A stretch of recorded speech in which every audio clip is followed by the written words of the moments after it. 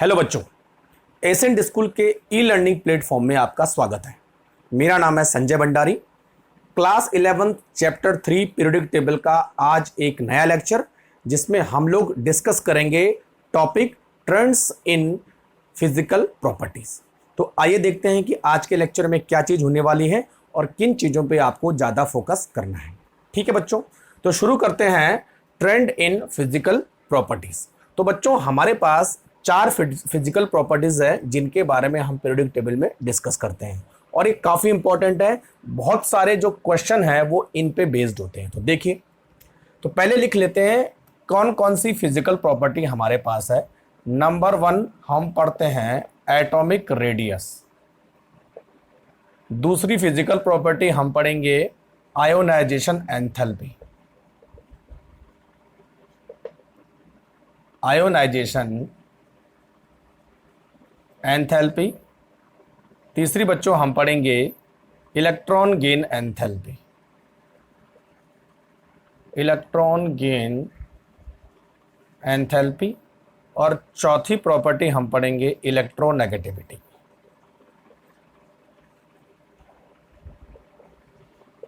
आज के लेक्चर में केवल हम एटॉमिक रेडियस पे डिस्कस करेंगे कि एटॉमिक रेडियस क्या होती है, किस तरह की रेडियस के बारे में हम पढ़ेंगे, कोवेलेंट रेडियस यानी टाइप ऑफ रेडियस, इन सब के बारे में डिस्कस करेंगे।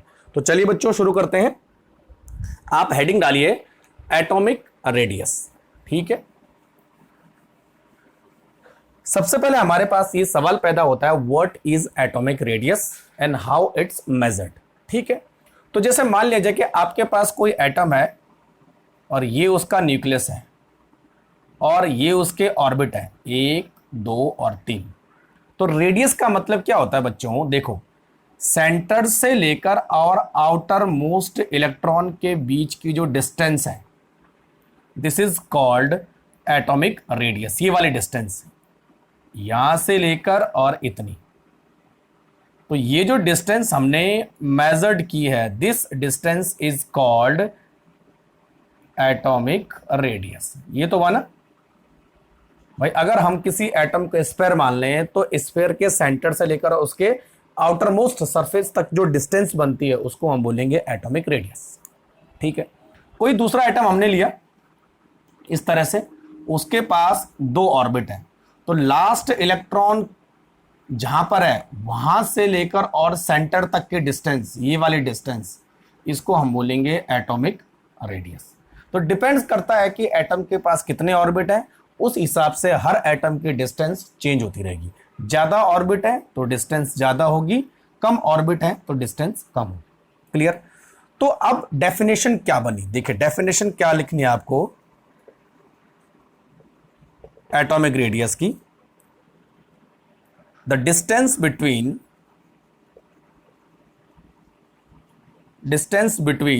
Centre of nucleus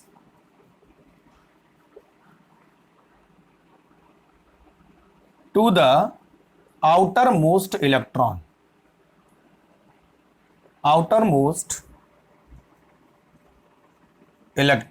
is called atomic radius। ठीक है भाई।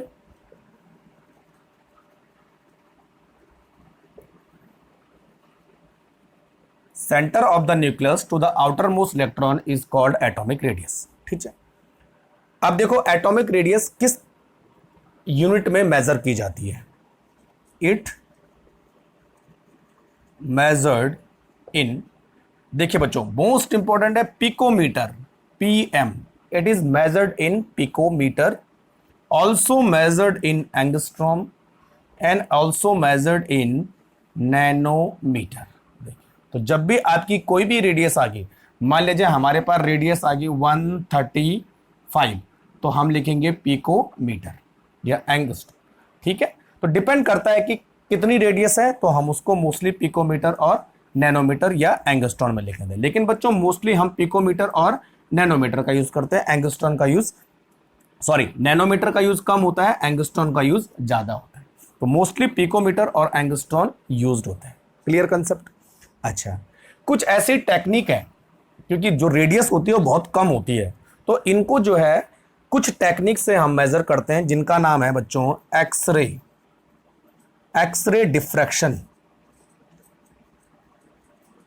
atomic radius measured by the techniques called x-ray diffraction या IR स्पेक्ट्रोस्कोपी। तो ये तो हायर क्लास का है, किस तरह से मेजर करता है, लेकिन थोड़ा सा आपको मालूम होना चाहिए कि टेक्निक का नाम जिससे हम जो है एटॉमिक रेडियस को मेजर करते हैं। Clear concept? चले आगे बढ़ते हैं। अच्छा, अब बच्चों ऐसा तो है नहीं कि हम किसी एटम को पकड़ के, एटम को हमने पकड़ा और उसकी रेडियस हमने नाप दी, ये इम्पॉसिबल है। यानी किसी एटम को आइसोलेटेड फॉर्म में लाना और उसकी रेडियस को मेजर करना, it is impossible. Why it's impossible? ठीक है, तो देखो, it is difficult to major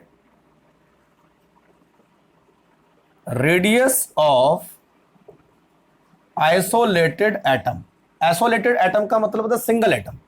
ठीक है, तो उसके क्या रीजन है, ऐसा क्यों होता है? तो पहला रीजन है बच्चों, एक तो जो हमारा एटम है उसमें जो आउटर मोस्ट इलेक्ट्रॉन होता है उसकी कभी भी शार्प बाउंड्री नहीं होती है। आपको पता है इलेक्ट्रॉन जो है वेव नेचर के भी होते हैं, तो आपको कभी भी एक शार्प बाउंड्री नहीं मिलेगी। कुछ कभी इलेक्ट्रॉन यहां होगा, कभी इलेक्ट्रॉन थोड़ा ऊपर होगा, कभी इलेक्ट्रॉन बीच में होगा, तो रेडियस में भी डिफरेंस आ जाएगा। तो पहला रीजन है the electron cloud do not give sharp boundaries. एक शार्प बाउंड्रीज नहीं होती है, लेकिन अगर शार्प बाउंड्री नहीं है तो मेजरमेंट एग्जैक्ट नहीं होगा।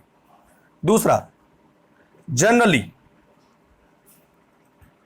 atoms do not available in isolated form। बच्चों मोस्ट ऑफ एटम, अगर इनर्ट गैस को छोड़ दिया जाए तो सारे एटम कभी भी आइसोलेटेड फॉर्म में नहीं होते, वो कंबाइंड फॉर्म में होते हैं, हमेशा ध्यान रखना। ठीक है, इसलिए ये मुश्किल हो जाता है। और तीसरा बच्चों क्या है, the radius of atom is very small. तो एक तो ये इतनी छोटी है कि इसको मेजर करना भी काफी मुश्किल है। ठीक है, तो ये तीन रीजन है जिसकी वजह से हम किसी भी एटम को आइसोलेटेड फॉर्म में उसकी रेडियस मेजर नहीं कर सकते। तो बच्चों क्या होगा, हम जो रेडियस मेजर करेंगे, रेडियस इज ऑलवेज मेजर्ड इन, अब देखो, radius is always measured in combined form of atom। ठीक है बच्चों, तो हमेशा कंबाइंड फॉर्म में हम एटम की रेडियस को मेजर करने की कोशिश करेंगे। ठीक है, तो नोट करो फटाफट।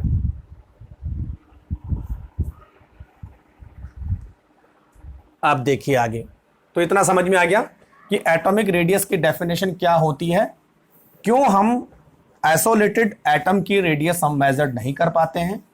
तो अब हमारे पास क्या ऐसा तरीका है जिससे हम एटॉमिक रेडियस मेजर करेंगे, तो वो है कंबाइंड फॉर्म ऑफ एटम। ठीक है बच्चों, तो देखिए,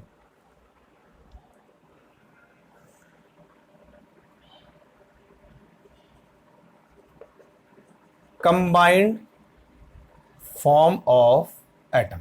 ठीक है बच्चों, तो जब हम किसी एटम की रेडियस को कंबाइंड फॉर्म में मेजर करते हैं तो हमारे पास तीन टाइप की रेडियस आती है। ठीक है, there are 3 types of radius. ठीक है बच्चों, तो जो पहली रेडियस हमारे पास है वो आती है covalent radius. Covalent radius note करो फटाफट। दूसरी जो रेडियस हमारे पास है वो है मेटालिक रेडियस, और तीसरी जो रेडियस हमारे पास है वो है वंडर वाल्स रेडियस। ठीक है, तो there are 3 type of radius when measured in the combined form of atom, covalent radius, metallic radius, van der Waals radius. ठीक है बच्चों, तो वन बाय वन हम डिस्कस करते हैं कि what is covalent radius, what is metallic and what is van der Waals radius. ठीक, तो सबसे पहले हेडिंग लगाएंगे कोवेलेंट रेडियस।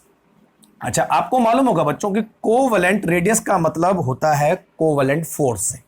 ठीक है, जब दो एटम आपस में कंबाइंड होते हैं तो वो दो टाइप के बॉन्ड बना सकते हैं, या तो वो आयनिक बॉन्ड बनाएगा या तो वो कोवेलेंट बॉन्ड बनाएगा। ठीक है, कोवेलेंट बॉन्ड का मतलब होता है शेयरिंग ऑफ इलेक्ट्रॉन। जब दो एटम आपस में इलेक्ट्रॉन को शेयरिंग करते हैं तो उनके बीच कोवेलेंट बॉन्ड बनता है। और जब दो एटम आपस में इलेक्ट्रॉन का कंप्लीट ट्रांसफर करते हैं, एक देगा दूसरा ले लेगा, तो वहां पे आयनिक बॉन्ड बनता है। तो अगर मैं कोवेलेंट रेडियस की बात करूं तो वहां पर हमेशा कोवेलेंट कंपाउंड के बीच ये बनेगा, कोवेलेंट कंपाउंड्स। ठीक है बच्चों, तो covalent radius always measured in the covalent compounds. और कोवेलेंट कंपाउंड्स कब बनते हैं? When electron are shared between atoms. ठीक है, केमिकल बॉन्डिंग में पढ़ोगे आप तो और समझ में आ जाएगा। चलो, तो मान लीजिए हमारे पास कोई दो एटम है, ए और ए आपस में जुड़े हुए हैं। ठीक है, इसको हम A2 भी लिख सकते हैं, और ए के बीच क्या है? एक कोवेलेंट बॉन्ड बन रहा है। तो बच्चों हम दोनों को ऐसे बनाएंगे, देखो ये ए एटम और ये दूसरा ए एटम, दोनों सेम होंगे, है ना, इस तरह से। ये ए एटम का सेंटर, ये दूसरे ए एटम का सेंटर।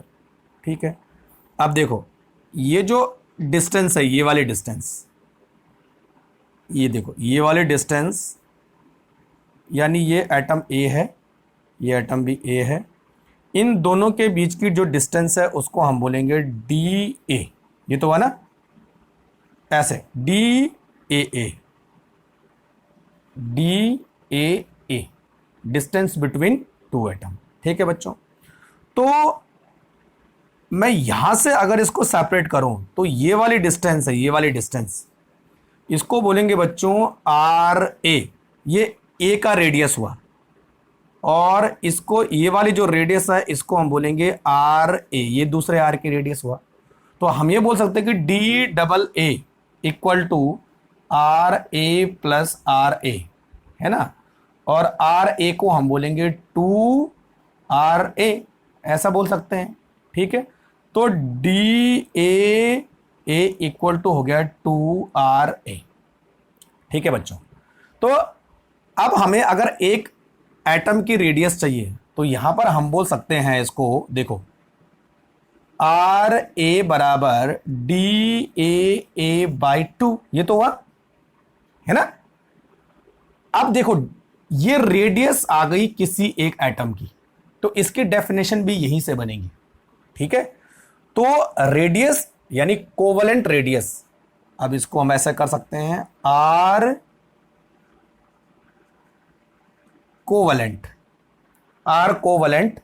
Equal to DA/2। ठीक है, तो हम ये बोल सकते हैं अब डेफिनेशन में कि द कोवेलेंट रेडियस, देखो लिखो जरा, covalent radius of an atom is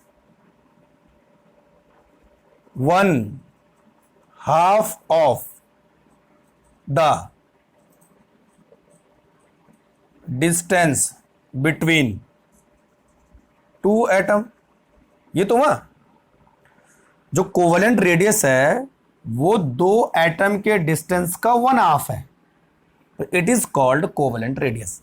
ठीक है बच्चों, और जो हमारे पास DAA है, ये वाली डिस्टेंस है, इसको हम बोलेंगे बच्चों बॉन्ड लेंथ। ये तो है ना, 2 एटम के बीच की जो डिस्टेंस है, 2 एटम के सेंटर के बीच की जो डिस्टेंस है, this is called bond length. यानी किसी भी बॉन्ड लेंथ का अगर आप आधा कर दो तो वो उस पर्टिकुलर एटम की रेडियस निकल जाएगी। ठीक है, तो हम ये लिख सकते हैं कि R covalent equal to the bond length by 2। तो डेफिनेशन क्या बनी? The covalent radius is of an atom is the 1/2 of the distance between 2 atom और 1/2 the distance, sorry 1/2 the bond length. बात एक ही है, क्योंकि distance between 2 atom is called bond length, तो इसको हम ऐसा बॉन्ड लेंथ भी बोल सकते हैं। ठीक है भाई, तो इस तरह से बच्चों हमारे पास क्या निकलती है, किसी एटम की रेडियस निकल जाती है। ठीक है, तो कुल मिला के क्या करना, आपको डिस्टेंस का जस्ट हाफ कर देना हुआ और वो रेडियंस आ जाएगी। फॉर एग्जाम्पल हमारे पास अब देखो, एक एटम हमारे पास है Cl2, ठीक है बच्चों, और यहां पे जो है Cl2 की डिस्टेंस दे रखी है, हाँ Cl एंड Cl ऐसे होगा, और Cl2 की जो डिस्टेंस है वो है 198 पिकोमीटर। ठीक है, यानी एक Cl एटम ये रहा, एक दूसरा Cl एटम ये रहा, ये उसका न्यूक्लियस के बीच की जो डिस्टेंस है, ये वाले जो डिस्टेंस है DCl और Cl, ठीक है, इसकी वैल्यू है 198 पिकोमीटर। तो अगर आपको जो है Cl की रेडियस निकालनी है, ऐसे लिखेंगे इसको RCl, तो कितनी होगी बच्चों, बॉन्ड लेंथ का जस्ट हाफ, तो हो जाएगी 198/2 इक्वल टू 99 पिकोमीटर। ठीक है, इतना। और बच्चों कभी भी आपको अगर पिकोमीटर से जो है एंगस्ट्रॉन में करना हो तो इसको वैसे लिखेंगे 0.99 एंगस्ट्रॉन, बस। तो चाहे पिकोमीटर में लिखो चाहे एंगस्ट्रॉन में लिखो, बस पॉइंट जो है 2 डिजिट पीछे खिसक जाएगा। ठीक है, अगर 198 पिकोमीटर को आपने एंगस्ट्रॉन में लिखना है तो 1.98 एंगस्ट्रॉन हो जाएगा। तो बात एक ही है, जो भी आप लिखो, लेकिन मोस्टली आपको पिकोमीटर में दी होती है। ठीक है, तो इस तरह से हम Cl की डिस्टेंस मालूम कर लेंगे, और जो फॉर्मूला मैंने बताया वो भी कर सकते हैं, Cl इक्वल टू DCl/2, और DCl की डिस्टेंस कितनी है 198/2, बात एक ही है। ठीक, उसी तरह बच्चों हमारे पास क्या है, हाइड्रोजन की डिस्टेंस आती है। तो 2 हाइड्रोजन एटम आपस में कोवेलेंट बॉन्ड से जुड़े हैं। ठीक है, एक हाइड्रोजन एटम ये रहा, दूसरा हाइड्रोजन एटम ये रहा। ठीक है, ये उसका न्यूक्लियस हुआ, न्यूक्लियस के बीच की जो डिस्टेंस है वो है बच्चों हमारे पास, देखो हाइड्रोजन की कितनी होती है 74, हाँ ये जो डिस्टेंस है, ये वाली जो डिस्टेंस है ये है 74 पिकोमीटर, यानी DH और H इक्वल टू 74 पिकोमीटर। तो RH इक्वल टू क्या होगा, DHH/2। ठीक है, तो कितना होगा 74/2 यानी 37 पिकोमीटर एग्जैक्टली। और एंगस्ट्रॉन में करना हो तो 0.37 एंगस्ट्रॉन, बात एक ही है। तो बस क्या करना है आपको बॉन्ड लेंथ दी होती है, उसका जस्ट हाफ कर देना है, तो हमारे पास रेडियस निकल के आ जाएगी। ठीक है, नोट करो जरा फटाफट।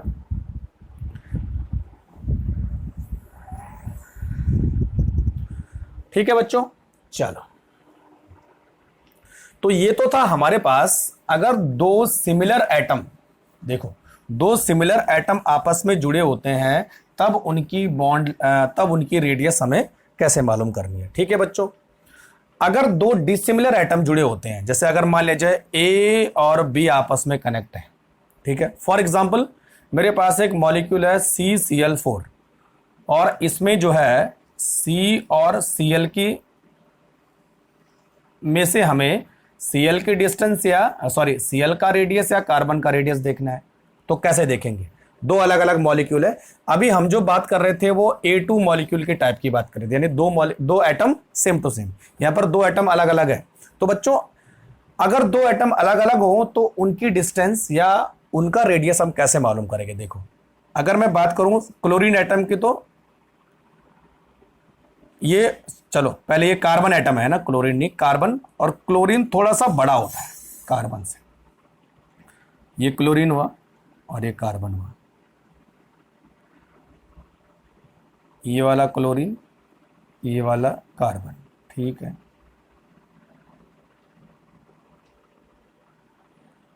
ये जो डिस्टेंस हुई इसको हम बोलेंगे बॉन्ड लेंथ। ठीक है, तो डी सी और Cl, ये हमें एक तो मालूम होनी चाहिए, ठीक है। दूसरा हमने निकालनी है आर सी, और दूसरा हमने निकालनी है आर सी एल, है ना, ये तो निकालनी है। अच्छा बच्चों देखो, अगर मान लीजिए हमें डिस्टेंस मालूम चल जाएगा सी और सी एल के बीच में, और उसका जस्ट हम हाफ करेंगे, तो कभी भी हमारे पास एग्जैक्ट डिस्टेंस, एग्जैक्ट रेडियस नहीं आएगी, है ना, क्योंकि दोनों मॉलिक्यूल का साइज डिफरेंस है। बॉन्ड लेंथ को एग्जैक्ट हाफ करने से उन्हीं मॉलिक्यूल के रेडियस निकाल सकते हैं जहां पर मॉलिक्यूल का साइज बराबर होता है, जैसे H और H या Cl और Cl। लेकिन बच्चों अगर एक एटम बड़ा है और दूसरा एटम छोटा है, ध्यान रखिए, तो उस डिस्टेंस को जस्ट अगर हाफ करेंगे तो दोनों की रेडियस में फर्क आएगा, यानी एग्जैक्ट रेडिएशन आपको मालूम नहीं चलेगी। फॉर एग्जांपल देखो, जैसे अगर CCl की बॉन्ड लेंथ की बात करूं मैं, तो CCl की बॉन्ड लेंथ होती है 176 पिकोमीटर, ठीक है। अब मैं आपको बोलूं कि RC और RCl की डिस्टेंस हमें मालूम करनी है, तो 176/2 करोगे आप तो कितना हो रहा है भाई, देखो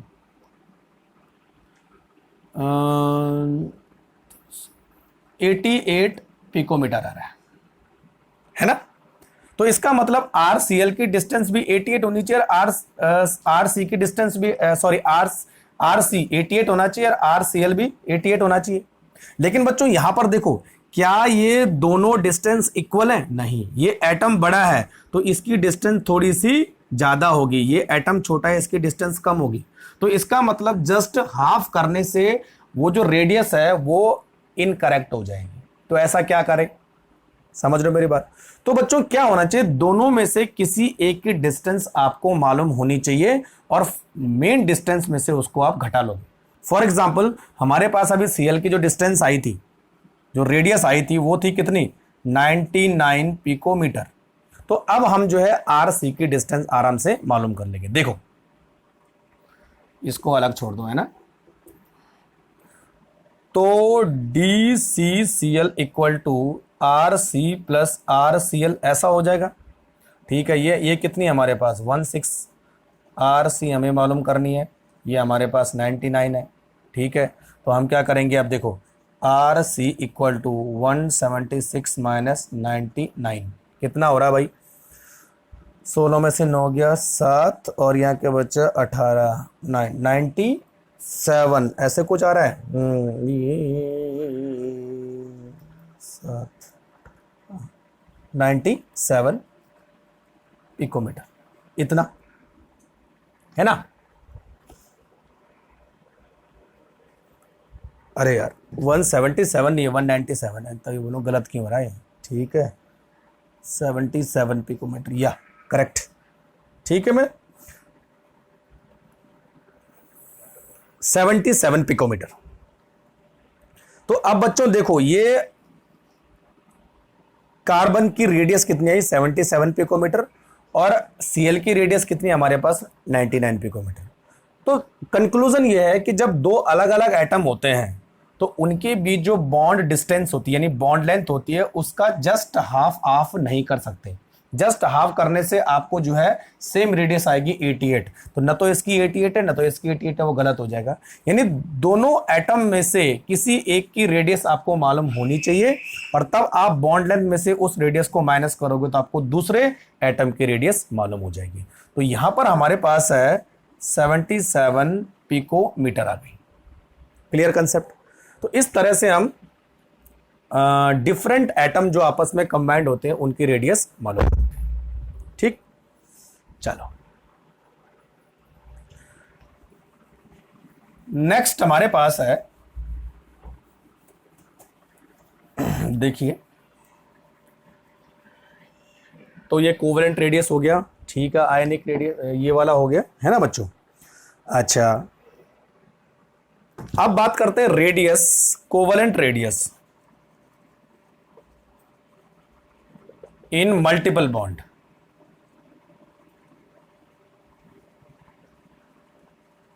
ठीक है बच्चों, मान लीजिए कार्बन कार्बन सिंगल बॉन्ड है, कार्बन कार्बन डबल बॉन्ड है, और कार्बन कार्बन ट्रिपल बॉन्ड है। तो जितने ज्यादा बॉन्ड दो एटम के बीच होंगे रेडियस उतनी कम होगी, क्योंकि बॉन्ड लेंथ कम होती है। अगर मैं कार्बन कार्बन की बॉन्ड लेंथ की बात करूं तो ये होती है बच्चों 154 पिकोमीटर, ये होती है हमारे पास 134 पिकोमीटर, और ये होती है हमारे पास 120 picometre.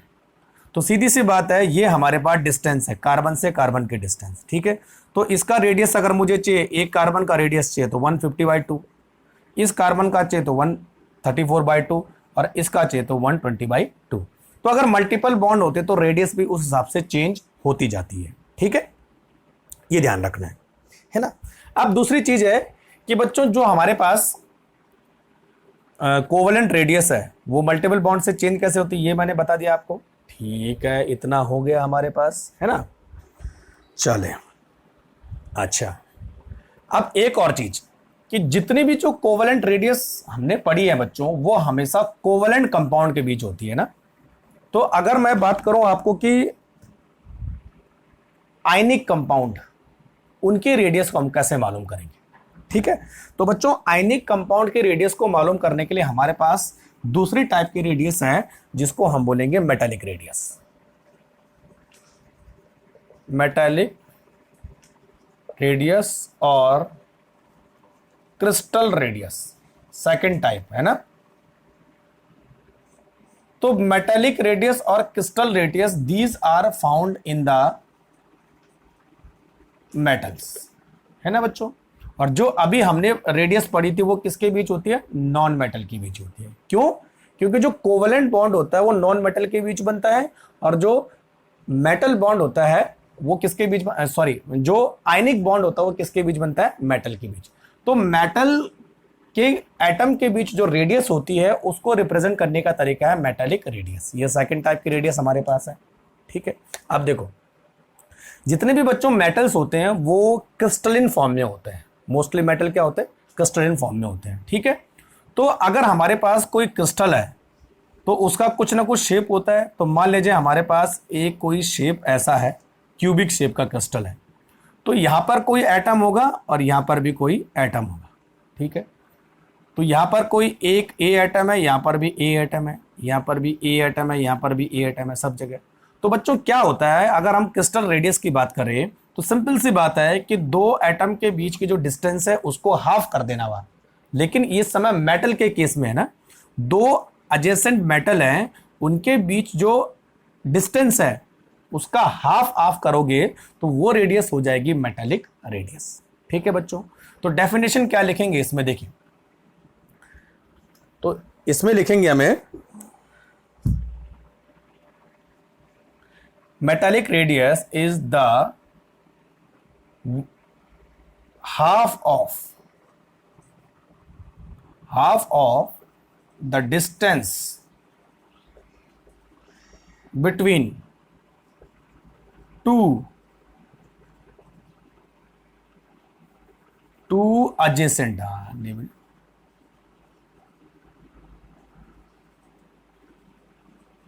metal atom in crystal lattice। यानी किसी क्रिस्टल लैटिस में दो एडजेसेंट मेटल, यानी एक दूसरे के आसपास वाले मेटल की जो डिस्टेंस है उसका अगर हम हाफ करें, ठीक है, तो वो रेडियस हो जाएगी हमारे पास मेटालिक रेडियस, ठीक है बच्चों। और मेटालिक रेडियस मोस्टली किस में पाई जाती है, मेटल्स में पाई जाती है। मेटल्स यानी जैसे हमारे पास कॉपर हो गया, आयरन हो गया, सोडियम हो गया, पोटेशियम हो गया। यानी मेटल कौन से होते हैं, एस ब्लॉक के एलिमेंट, डी ब्लॉक के एलिमेंट एंड एफ ब्लॉक के एलिमेंट। नॉन मेटल कौन से होते हैं, पी ब्लॉक के एलिमेंट, ठीक है बच्चों। चलो, तो ये डेफिनेशन आप नोट करो। अच्छा, अब देखो, अगर मैं बात करूं सॉलिड पोटेशियम की, सॉलिड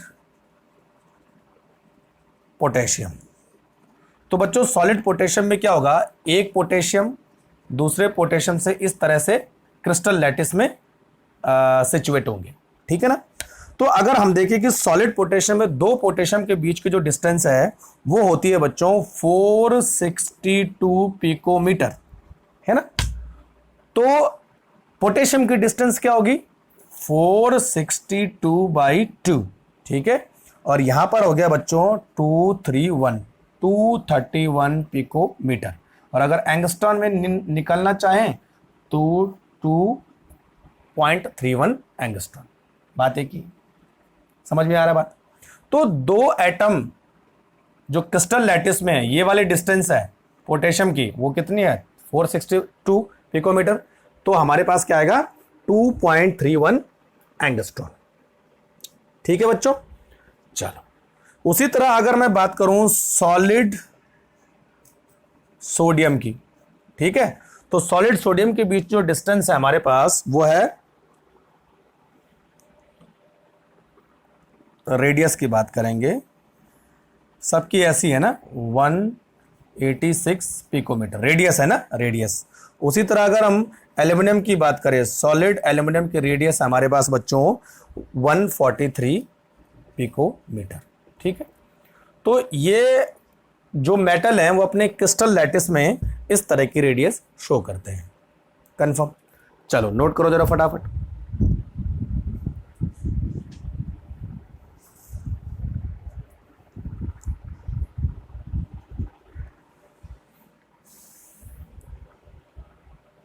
नेक्स्ट बच्चों हमारे पास है कि अगर मैं मेटालिक रेडियस और कोवेलेंट रेडियस को कंपेयर करूं, एक एटम मेटालिक रेडियस में भी जा रहा है, वही एटम जो है कोवेलेंट रेडियस में भी जा रहा है, तो क्या लगता है आपको कौन सी रेडियस जो है ज्यादा होने वाली है? तो बच्चों हमेशा क्या होगा, covalent radius, COVALENT, covalent radius is always shorter than metallic radius. Note कर लो, है ना, यानी दोनों रेडियस में कोवेलेंट रेडियस कम होगी लेकिन मेटालिक रेडियस ज्यादा होगी। इसका रीजन क्या है बच्चों? जो मेटालिक फोर्स है वो वीक होता है और जो कोवेलेंट फोर्स है वो स्ट्रांग होता है। स्ट्रांग फोर्स होगा तो मॉलिक्यूल पास पास आएंगे, रेडियस कम होगी। वीक फोर्स होगा तो एटम या मॉलिक्यूल दूर दूर जाएंगे। सॉरी, यहां पर मॉलिक्यूल की नहीं, एटम की बात करेंगे। देखो कोवेलेंट रेडियस में जो कोवेलेंट फोर्स होता है वो स्ट्रांग होता है, तो जो एटम है वो पास पास आएंगे तो रेडियस कम होगी। मेटालिक रेडियस में एटम के बीच जो फोर्स होता है थोड़ा सा वीक होता है, तो वो दूर जाएंगे तो रेडियस भी बढ़ेगी। तो सारा खेल किसका है? वो जो उनके बीच जो फोर्स है उसका कंसेप्ट है। चलो तीसरी हमारे पास जो रेडियस निकल के आती है बच्चों वो होती है हमारे पास वंडरवाल रेडियस, है ना, तीसरी वंडरवाल रेडियस। अच्छा, सबसे पहले आपको यह समझना है कि वंडरवाल रेडियस में what is the meaning of van der Waals. तो बच्चों वंडरवाल एक तरह का क्या है, फोर्स है जो हमेशा मॉलिक्यूल के बीच में काम करता है। पहले यह समझना है आपको, है ना। The van der Waals is a type of force operate between the molecule. ध्यान रखना, मॉलिक्यूल, है ना। और जो अभी हमने बात की थी कौन से वाले, कोवेलेंट एंड मेटेलिक फोर्स, ये भी एक तरह के फोर्स हैं जो किसके बीच में काम करते हैं, एटम्स के बीच में काम करते हैं, ये ध्यान रखना। यानी अगर मैं बात करूं Cl और Cl, ठीक है, और Cl2 एंड Cl2, अच्छा इसको ऐसा लिखते हैं, देखो Cl Cl, दूसरा Cl Cl, तीसरा Cl Cl, है ना। तो ये जो Cl है इन दोनों के बीच जो फोर्स है वो कोवेलेंट फोर्स है, लेकिन एक Cl मॉलिक्यूल और दूसरे Cl मॉलिक्यूल के ये जो बीच में जो फोर्स लग रहा है वो है वंडरवाल फोर्स, ये वाला। तो ध्यान रखना, मॉलिक्यूल के बीच में जो फोर्स है वो वंडरवाल फोर्स होता है और एटम के बीच में जो फोर्स होता है वो कोवेलेंट फोर्स होता है और मेटालिक फोर्स होता है। ठीक, एक चीज ध्यान रखना कि कोवेलेंट और मेटालिक फोर्स ज्यादा स्ट्रांग होता है, वंडरवाल फोर्स कम स्ट्रांग होता है। ठीक है, चलो तो सिंपल सी बात है, व्हाट इज वंडरवाल। वंडरवाल का मीनिंग क्या है, एक तरह का फोर्स है जो हमेशा किसके बीच लगता है, मॉलिक्यूल के बीच में लगता है। तो रेडियस भी हमेशा मॉलिक्यूल के बीच में होगी। ठीक है बच्चों, तो देखो वंडरवाल रेडियस की हम बात करें तो एक एटम हमारे पास ये है, और दूसरा एटम हमारे पास ये है। मैं Cl2 एटम की बात कर रहा हूँ, ठीक है। तो ये एक Cl, ये दूसरा Cl, ये दूसरा Cl मॉलिक्यूल,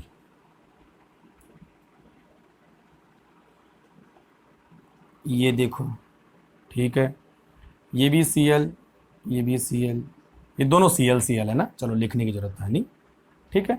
ये एक Cl मॉलिक्यूल, ये दूसरा Cl मॉलिक्यूल, तीसरा, चौथा, पांचवा, छठा कई हो सकते हैं, तो मैं दोनों को रिप्रेजेंट करता हूं, ठीक है।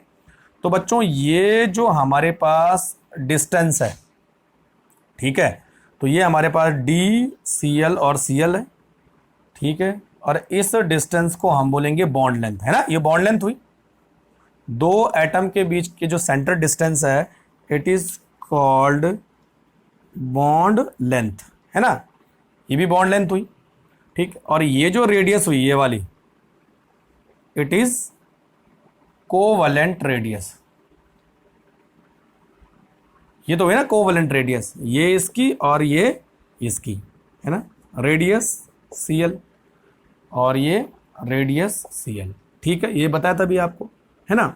अब बच्चों देखिए एक दूसरी डिस्टेंस भी है जो यहां से लेकर यहां तक है, ये देखिए, यानी एक मॉलिक्यूल के और दो मॉलिक्यूल के बीच में जो डिस्टेंस है, ये वाले डिस्टेंस, दिस इज ये वाली। तो इस डिस्टेंस को हम बोलेंगे वंडरवाल डिस्टेंस। देखिए वंडरवाल्स डिस्टेंस, नॉट रेडियस अभी, है ना, डिस्टेंस। और बच्चों वंडरवाल डिस्टेंस का आप जस्ट हाफ कर दो तो क्या आएगा, वंडरवाल रेडियस, ये तो हुआ, ठीक है। तो अब डेफिनेशन क्या बनेगी, देखो डेफिनेशन क्या बनेगी कि when two molecule are connected by the van der Waals force, दो मॉलिक्यूल बीच में अगर कोई वंडरवाल फोर्स है, तो the distance, the one half distance between two molecule is called van der Waals radius. देखो the one half of distance of two molecule is called van der Waals distance. ये तो है ना कि दो मॉलिक्यूल के बीच में जो van der Waals distance, the one half of distance of two molecule, दो मॉलिक्यूल के बीच में जो डिस्टेंस है उसका अगर हम वन हाफ कर दें तो उसको हम बोलेंगे वंडरवाल रेडियस, ठीक है। तो हम ये बात कर सकते हैं कि the van der Waals radius equal to the van der Waals distance, यानी डी वंडरवाल बाई 2, ऐसा हम बोल सकते हैं। ये तो हुआ ना d/2, तो ये हमारे पास निकल के आती है वंडरवाल रेडियस। समझ में बात आ गई, ठीक है बच्चों। अब आपको दिख रहा होगा कि अगर मैं कोवलेंट रेडियस और वंडरवाल रेडियस को कंपेयर करूं तो बच्चों कोवलेंट रेडियस हमेशा कम होती है और वंडरवाल रेडियस हमेशा ज्यादा होती है, ठीक है। तो यहां पर अगर मैं क्लोरीन मॉलिक्यूल का आपको एग्जांपल दूं तो मैं आपको डिस्टेंस मालूम दिखाई देता हूं, है ना। देखो तो इतना समझ में आ गया है ना, इधर दिखा देते हैं, इधर सही से आ जाएगा। ये क्लोरीन एटम, ये दूसरा क्लोरीन एटम, तो क्लोरीन और क्लोरीन एटम के बीच की जो डिस्टेंस थी ये वाली, ये थी 198 पिकोमीटर, और ये वाली डिस्टेंस थी 99 पिकोमीटर, जो हमने उसका जस्ट हाफ। दूसरा क्लोरीन मॉलिक्यूल ये और ये रहा, है ना, ये, ठीक है। ये और ये तो हमें मालूम हो गई है, ये भी हमें मालूम हो गई है ना। अब हमें ये मालूम करनी है, ये वाली, ठीक है बच्चों। तो ये जो डिस्टेंस हमारे पास है वो है 360 पिकोमीटर, ये वाली डिस्टेंस।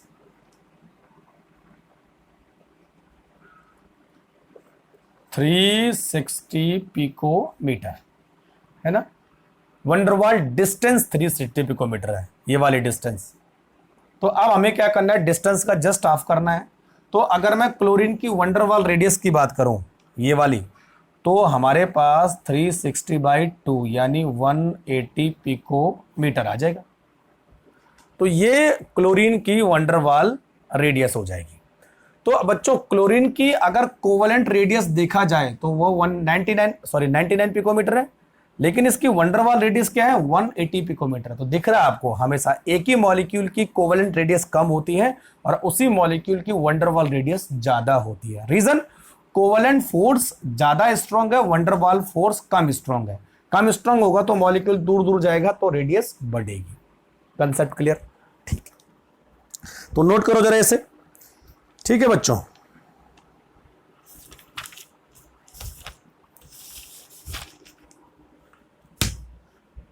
तो अगर आपको पूछा जाए कि why covalent radius is shorter than van der Waals radius, तो रीजन क्या होगा, force.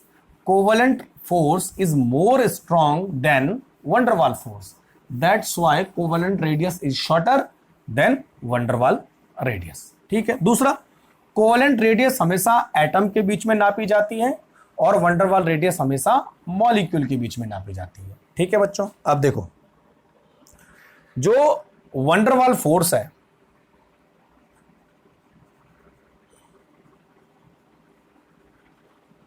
Van der Waals force is depends upon the packing of atom. Packing of atoms. ठीक है बच्चों, ये बहुत इंपॉर्टेंट है। अगर मैं बात करूं सॉलिड, लिक्विड और गैस की, सॉलिड, लिक्विड एंड गैस, तो आपको मालूम है सॉलिड के पार्टिकल्स पास पास, लिक्विड के पार्टिकल्स थोड़ा सा दूर, गैस के पास पार्टिकल्स और दूर। ठीक है। तो इसका मतलब क्या हुआ कि सॉलिड के बीच जो फोर्स है वो ज्यादा है, लिक्विड के बीच जो फोर्स है वो थोड़ा सा कम है, और गैस के बीच जो फोर्स है वो ज्यादा है, सबसे कम है। तो वंडरवाल फोर्स ये इस ऑर्डर में आएगा, सॉलिड में ज्यादा होगा, लिक्विड में कम होगा, गैस में वंडरवाल फोर्स सबसे कम होगा। तो बच्चों जो किसी एटम की जो वंडरवाल रेडियस है वो हमेशा सॉलिड में गिनी जाती है।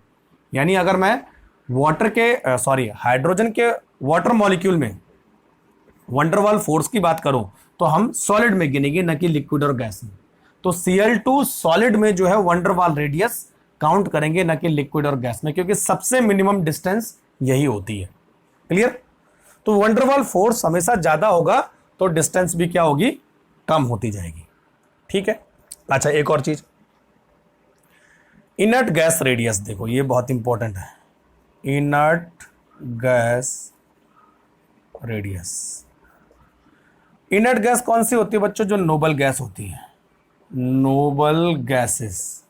18 ग्रुप के जितने भी मॉलिक्यूल हैं वो क्या होते हैं, नोबल गैस होते हैं। जैसे नियॉन हो गया, हीलियम हो गया, आर्गन हो गया, क्रिप्टन हो गया, जिनॉन हो गया। ठीक है, these are called noble gases. तो बच्चों नोबल गैसेस में जो रेडियस होती है वो हमेशा वंडरवाल रेडियस होती है। ठीक है, तो दिखे, नोट कीजिए, the radius of noble gases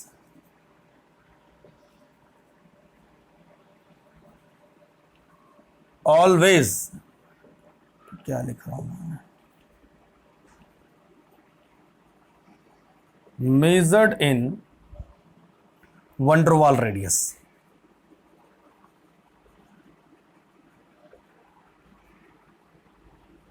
बोलने का मतलब यह है कि जो नोबल गैस की रेडियस होती है वो बाय डिफॉल्ट वंडरवाल रेडियस होती है, लेकिन अगर किसी और एटम की बात करूं मैं तो वो वंडरवाल भी हो सकता है, वो कोवेलेंट रेडियस भी हो सकता है, लेकिन नोबल गैस हमेशा वंडरवाल रेडियस में ही मेजर्ड होती है। इसका रीजन क्या होता है, देखो बच्चों, एक तो जो नोबल गैस होती है वो कभी भी कंपाउंड नहीं बनाती है, ये तो मालूम है ना, दे डू नॉट फॉर्म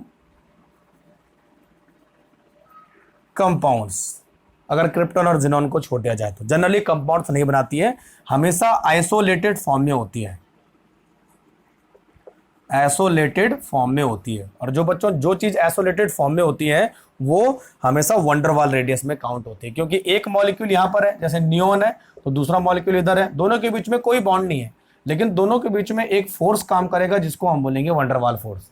तो जब इसके वंडरवाल फोर्स होगा तो रेडियस भी किस में काउंट होगी? वंडरवाल रेडियस में। ठीक है बच्चों, तो ये हमेशा मोनो एटॉमिक फॉर्म में होते हैं, इसीलिए जो है इनकी रेडियस क्या होती है? वंडरवाल रेडियस में काउंट होती है। क्लियर? तो इतना समझ में आ गया।